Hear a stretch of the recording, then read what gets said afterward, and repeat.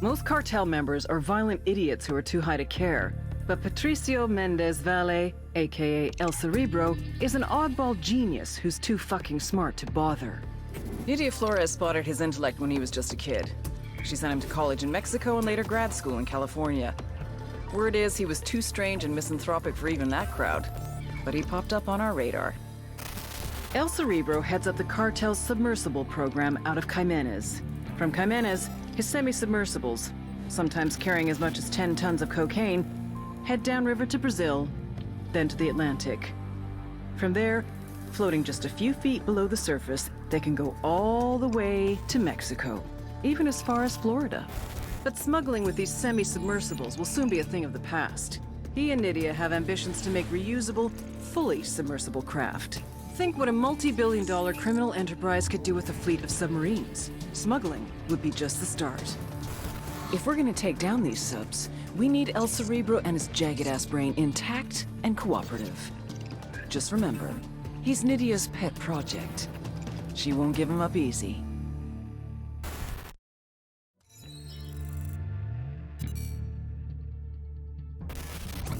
Though Mama and Papa Reed raised little Boyer on apple pie and the Red Sox, since graduating from high school, Boyer Boston Reed has done everything he could to shed that clean-cut image of his youth.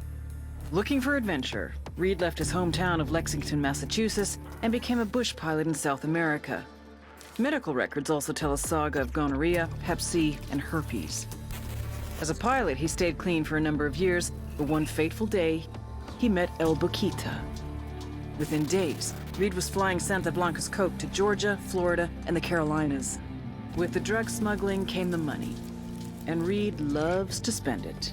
He's chummy with Boquita, who gave him that nickname Boston because of his accent. Make no mistake, Reed may play hard, but he works harder. Now based out of Kewanee, he coordinates all of Santa Blanca's smuggling by air. He uses temporary airstrips, and his own people don't know where they are until the last possible moment. When he's working, Boston Reed is impossible to locate. And you're gonna find him.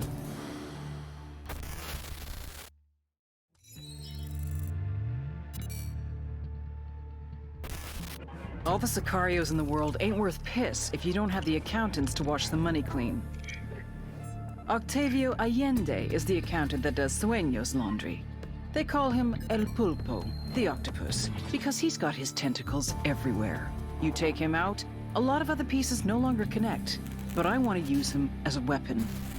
Pulpo is management, and he knows it. Instead of an AK-47, he has a briefcase, and he uses it to open doors to businesses, to cement relationships with politicians and police, and to make the cartel's money something they can spend. Thanks to El Pulpo, in addition to its illegal enterprises, Santa Blanca has its cash in numerous legit businesses. El Sueño has brought El Pulpo to Bolivia to audit Nydia Flores. Cash from Brazil comes into Barvechos, where much of it is laundered into the mining consortium. Nydia's profits must be looking a little light.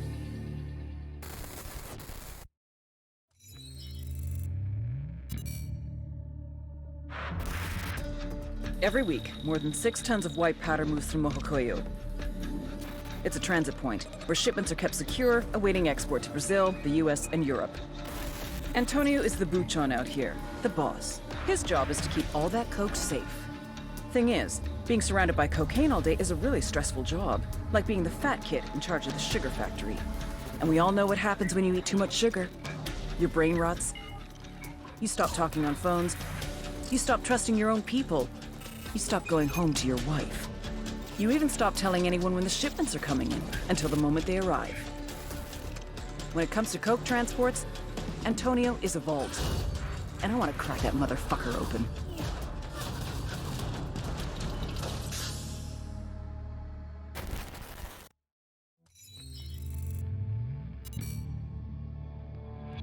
Your average cat, the 4-legged variety, has 9 lives. El Gato has had a lot more than that. He's been shot, stabbed, garroted, blown up, burned, thrown off a building, run over by a car, half drowned. But he always comes back. He carries a locket with his father's ashes in it around his neck. Snorts it when he needs strength. Says it's better than coke. It's the real power that comes from death. A packaging manager in Romanzo province, he's been working for Santa Blanca since he was 16. His father was the plastic surgeon to the stars, movie stars, and star narcos. But then, his father had a big narco boss on the table and lost him. They both knew what that meant. A long death by torture. El Gato loved his father, so he decided not to let that happen.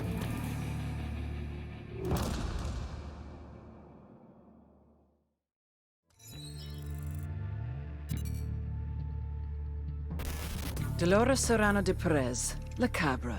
She and Nydia Flores have been BFFs since, like, high school. As a teenager, she used to sell knockoff beauty products at her mother's stand in the market. At 13, she started selling cocaine, which is a sort of beauty product, I guess. 3 husbands went out the door the way narco men usually do. La Cabra herself has been in and out of prison more than the laundry truck.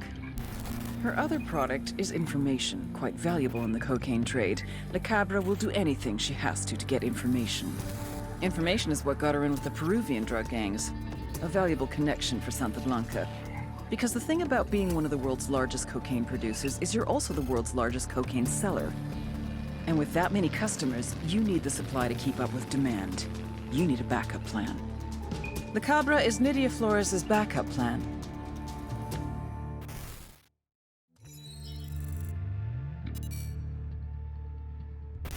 They say every man has a fatal flaw. El Baquita's is love. A smuggler from the age of 6, El Baquita's father used to tape Acapulco gold on his son's body and then send him across the border. He called these trips vacaciones familiares, family vacations. By the time he was 13, Baquita was a trapechiador, a master smuggler. Cigarettes, alcohol, name-brand clothes, DVDs, oil, wildlife, weapons, and of course, people. One time, he even smuggled in half a kilo of yellow cake uranium. If someone wanted it, El Baquita could move it. But it was never really about the money. For him, it was the rush, until he met the beauty queen. Nydia Flores saw his talent and made him her right-hand man. Nydia was the brains, Baquita was the brawn. The thing is, he was head over heels from the moment he first laid eyes on her. Nydia never felt the same way, but one drunken night she gave in. A little bit of sperm roulette, and 9 months later, they had a daughter, Valeria. They say every man has a fatal flaw. El Baquita has 2. All right, let's do this. The Santa Blanca Cocaine Superhighway. Every year, more than 350 tons of coke leaves Bolivia, reaching about 20 million users worldwide. That means they're pulling in an average of $2 billion a week. How do they do it? 3 little words. Air, land, sea. All coordinated by the head of smuggling, Nydia Flores. La Reina de Belleza. The beauty queen. And her right-hand man, the ravishing, the bewitching, the delectable El Baquita. Ouch. Somebody get that guy a Band-Aid. The problem is, you see these guys in the news, you see decapitations, you see monsters, but you don't see the whole picture. These people are fucking geniuses. Case in point, you see tits, Nydia Flores sees opportunity. You see scrap metal, Nydia Flores sees submarines. You see holy water, Nydia Flores sees liquid cocaine. Because Nydia Flores is a fucking genius. You really want to shut down the cocaine superhighway? Hit the drugs, hit the money, then hit the beauty queen.